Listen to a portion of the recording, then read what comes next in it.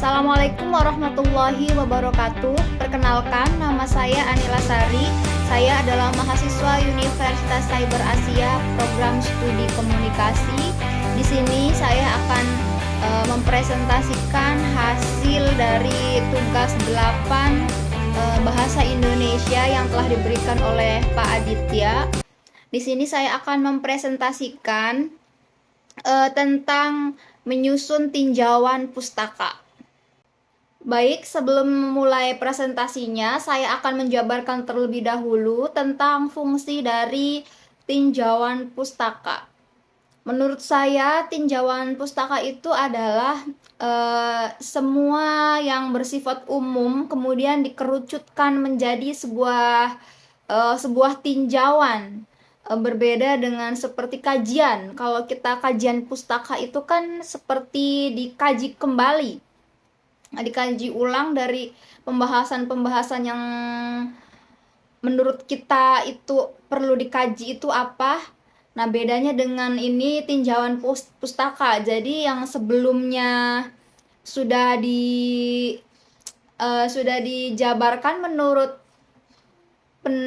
pendahulu lainnya, kita jabarkan ulang, kita satukan kembali, seperti misalnya dari beberapa yang Pak Aditya sarankan kepada kami bahwa kita ambil dari misalkan 3 buku atau 3 artikel ya. Jadi kita ini mengambil dari pembahasan 3 artikel atau 3 buku itu, kita kerucutkan kembali, kita spesifikasi kembali detail fokusnya dari pembahasan tersebut. Di sini saya memberikan judul pada tinjauan pustaka saya, yaitu tentang mengenai teori motivasi belajar gaya siswa. Jadi dalam artikel ini membahas kemampuan untuk menggunakan gaya belajar siswa ya, yang efektif dan efisien dalam berbagai situasi dan tujuan komunikasi. Komunikasi berbahasa juga ada meliputi 4 aspek, yaitu mendengarkan, berbicara, membaca, dan menulis. Menurut Wina Sanjaya mengatakan bahwa proses pembelajaran motivasi itu merupakan salah satu aspek dinamis yang sangat penting. Sering terjadi siswa yang kurang berprestasi itu bukan disebabkan oleh kemampuan yang kurang, akan tetapi karena kurangnya motivasi dari diri sendiri, sehingga ia belajar itu tidak berusaha untuk mengarahkan segala kemampuannya. Banyak sekali sebenarnya siswa-siswi yang sebenarnya itu kemampuannya itu bagus, akan tetapi kurang memiliki rasa motivasi dalam dirinya. Jadi semacam kurang terarahkan ya, jadi lebih ke semampunya. Padahal kemampuannya itu sangat luar biasa. Jadi motivasi itu sangat utama sekali ya. Kita harus mencapai tujuan itu pertama-tama kita harus punya motifnya dulu apa. Di sini ada menurut pendapat MC Donald dalam Kompri tahun 2016, motivasi itu adalah suatu perubahan energi di dalam pribadi seseorang yang ditandai dengan timbulnya afektif atau perasaan. Kemudian reaksi yang untuk dicapai dalam suatu tujuan. Dengan demikian munculnya motivasi ditandai dengan adanya perubahan energi dalam menyadari iya atau tidaknya yang sedang ia lakukan. Motivasi juga memberikan dorongan yang dapat menimbulkan perilaku seseorang untuk terarah untuk mencapai suatu tujuan tertentu. Seperti halnya kita akan melakukan sesuatu, kalau kita belum ada maksud dan tujuannya, belum ada motifnya, kita akan kesulitan untuk mencapai suatu tujuan. Berbeda dengan kita sebelumnya sudah punya motif, sudah punya motivasi. Kita mau kemana nih? Sebelum kita melakukan sesuatu itu kita harus punya motif dulu, punya perasaan kita mau kemana gitu. Jadi udah ada motivasinya dulu. Jadi itu sangat penting sekali ya.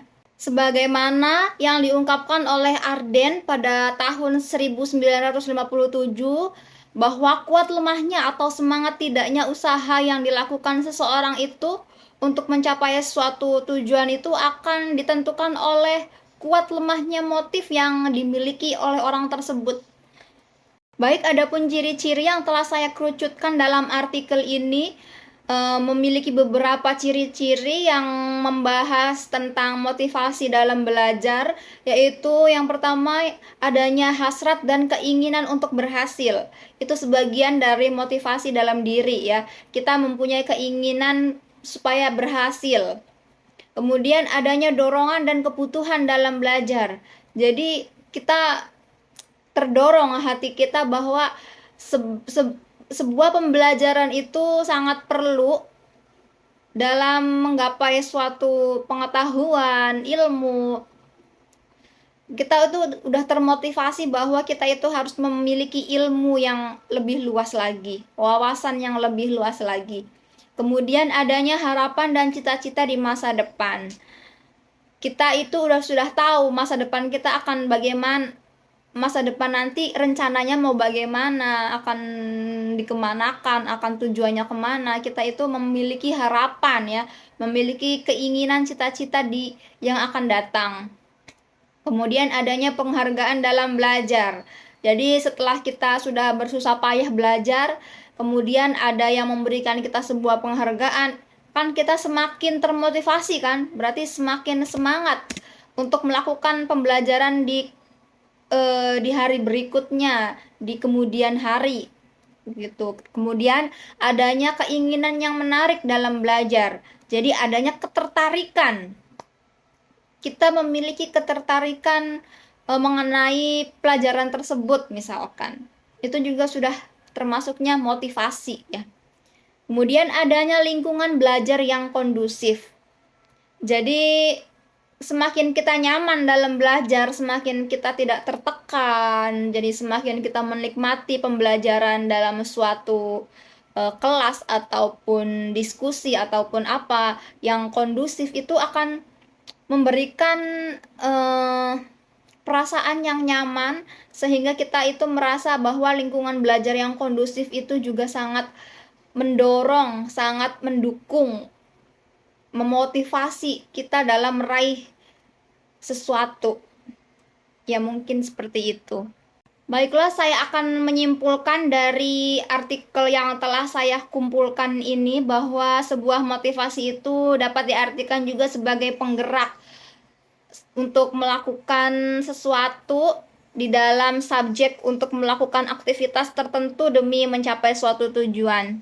Bahkan motivasi juga dapat diartikan sebagai suatu kondisi intern, kesiapsiagaan, yaitu berawal dari sebuah motif. Maka motivasi juga dapat diartikan daya penggerak yang telah menjadi aktif. Motif menjadi aktif itu pada saat-saat tertentu, terutama bila kebutuhan untuk mencapai tujuan target itu dirasakan bila mana sudah mendesak atau memang sudah dipersiapkan dari awal-awal.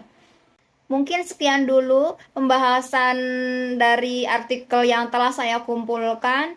Kurang lebihnya mohon maaf, semoga bermanfaat untuk saya pribadi dan untuk para penonton pada umumnya. Semoga apa yang telah saya sampaikan bisa dimengerti dan dipahami. Terima kasih, mohon maaf bila ada kesalahan. Wassalamualaikum warahmatullahi wabarakatuh. Thank you and see you next time. Bye bye.